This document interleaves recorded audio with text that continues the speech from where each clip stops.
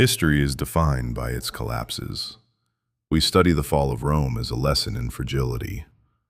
But what if the greatest empire in human history simply refused to die?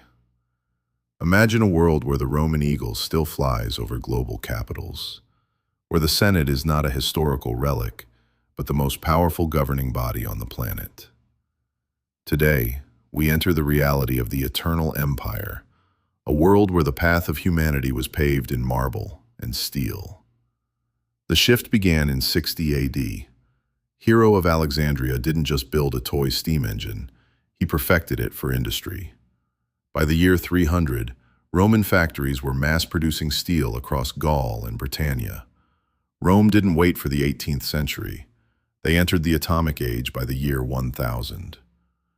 While our timeline dealt with the Dark Ages, the Roman timeline was busy mapping the solar system and building railroads connecting London to Baghdad. By the 15th century, the Roman Empire wasn't just a Mediterranean power, it was planetary.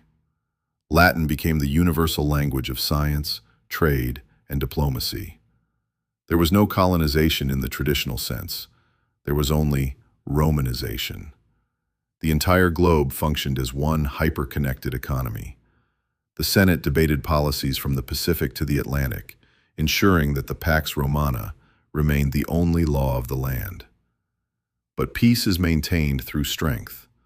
The modern Roman legions are not made of flesh and iron, but of advanced cybernetics and autonomous drone networks.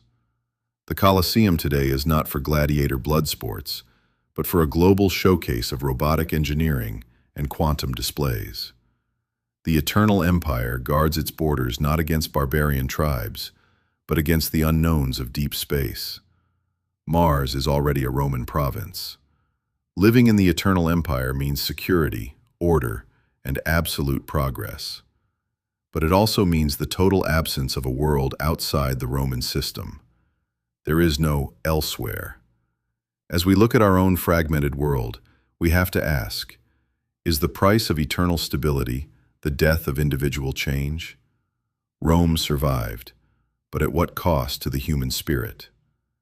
This is the legacy of the empire that never fell, and perhaps it's a warning.